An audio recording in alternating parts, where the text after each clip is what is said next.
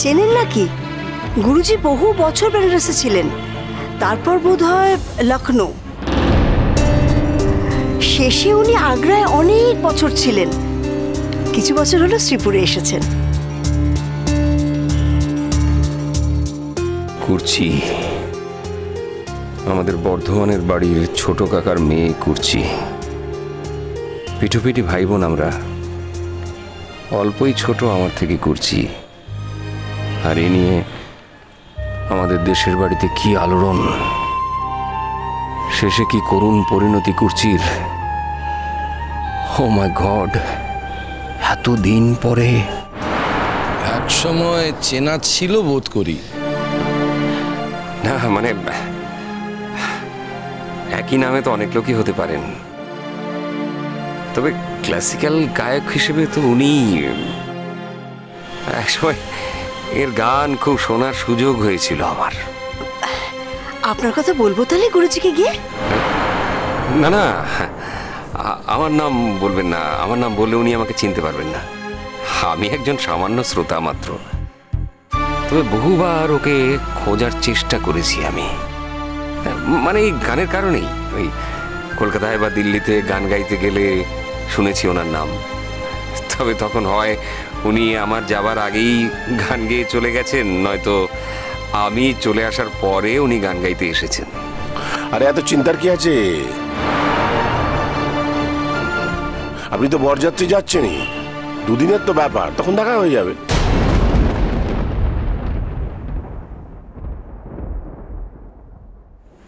আমি বরযাত্রী যাচ্ছি এমন কথা তো বলিনি একবারও। সে কি মালা আপনাকে ইনভাইট করেনি? মালা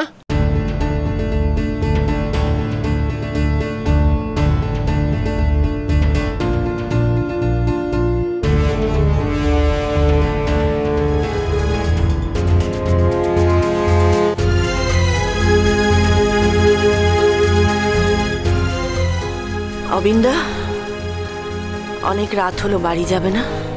হ্যাঁ, এইবার বাড়ি যাব। আরে মশাই, আপনি তো খাওয়া দাওয়াই করেননি।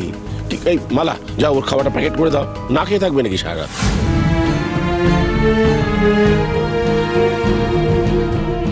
ভালো কাকু, অবিনবাবু কিছু খাবে না। অবিনবাবু খেলে কাম্মা কেন, আমি নিজেই প্যাক করে দিতাম। আসলে রাত হয়ে গেছে তো, এত রাত্রে তেল ঝাল মানে রিচ খাবার অবিনবাবু খায় না, তবে আমি প্যাক করে দিয়েছি। আমি দাদু আর দিদিমার জন্য খাবার প্যাক করে গাড়িতে তুলে দিয়েছি, তুমি চিন্তা করো না। তুই কিচ্ছু জানিস না বোম্বা, তোর কাম্মা যদি নিজে হাতে যত্ন করে দিত, অবিন না খেয়ে থাকতেই পারতো না।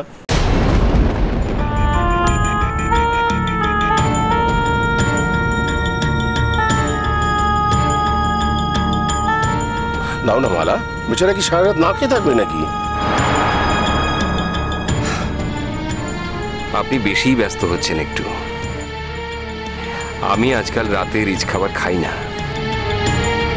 পাগলা, তুমি একটু যাও না। বুঝলে ছোটদা, আমি তো একদিন ছোট বৌদির নিজের হাতে রান্না খাওয়ানোর জন্য অবিন্দাকে বাড়িতে আসতে বলবো ভাবছি। ছোট বৌদির নিজের হাতে খাওয়াটাই যদি আসল উদ্দেশ্য হয়, তাহলে ক্যাটারিং এর রান্না কেন খাবে? ছোট বৌদি নিজে একদিন পছন্দের মতো ডিশ করবে আর অবিন্দা এসে খেয়ে যাবে, কি বলি, তাই না?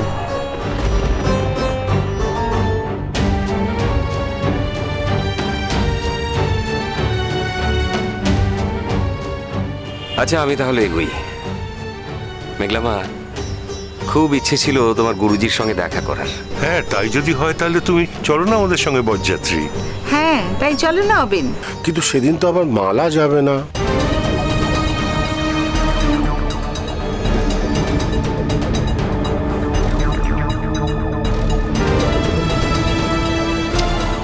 মালা না গেলে না, বিয়েতে ছেলের মায়ের যাবার ব্যাপারে কিছু বিধিনিষেধ আছে না?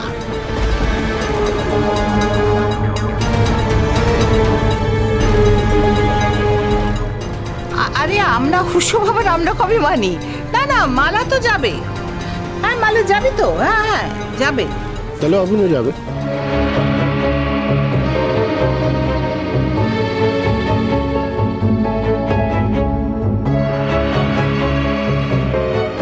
মালা মালার সঙ্গে দেখা করাটা যদি এত জরুরি হতো তাহলে তো এই কলকাতা শহরে রোজই দেখাটা হতে পারতো অমিতাভ বাবু।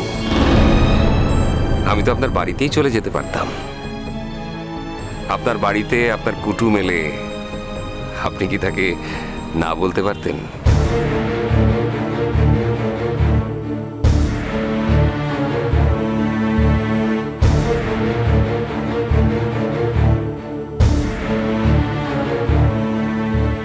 ও তাহলে আপনি বলছেন আপনি মালার সঙ্গে দেখা করতে চান না? না,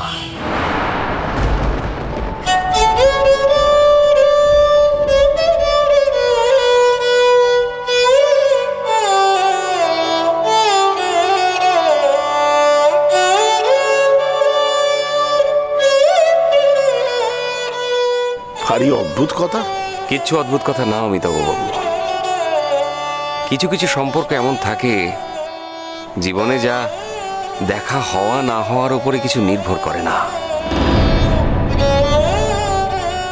মালার সঙ্গে আমার সম্পর্কটা ঠিক সেই রকম। আপনার জীবনে হয়তো এরকম কোনো সম্পর্ক নেই, তাই আপনি ব্যাপারটা বুঝতে পারবেন না।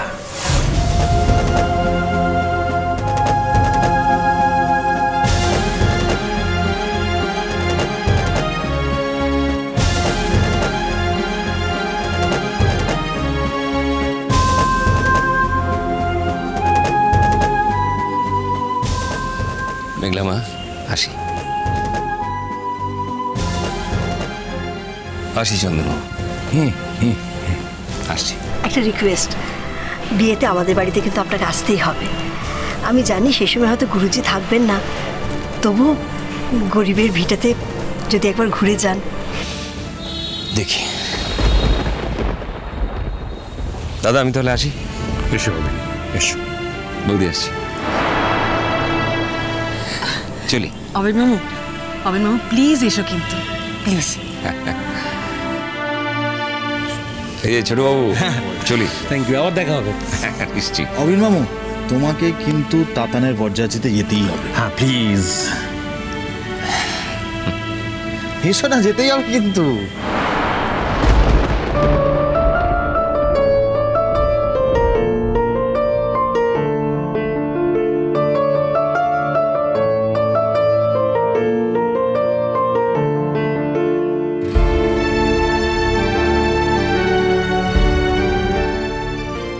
মালা, আসি।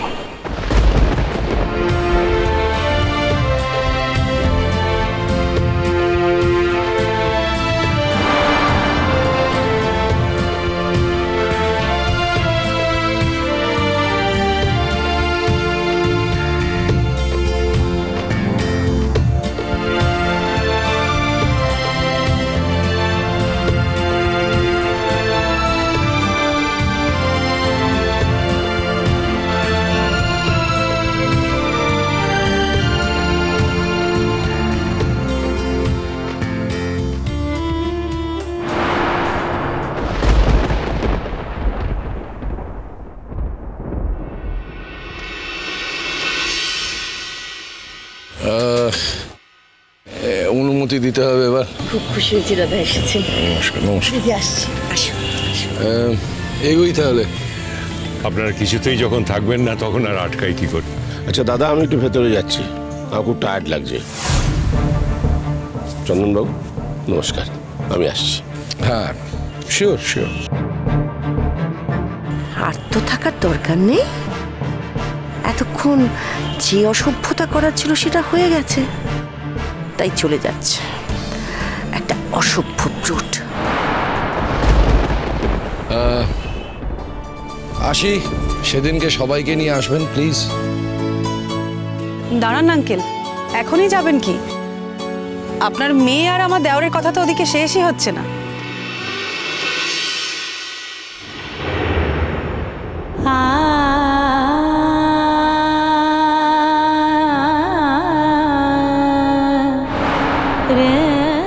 আরে এখনই সব কথা বলে ফেললে পরে কি বলবে?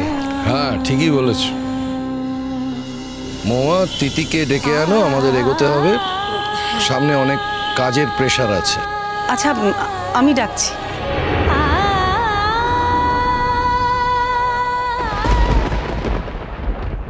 আমার বাড়ির সবাই খুব ভালো, খুব ভালো মানুষ। আমার খুব ভালো লেগেছে ওদের। আর আমার তো এখান থেকে যেতেই ইচ্ছে করছে না, এখন খালি ওয়েট করছি কবে এখানে আসবো।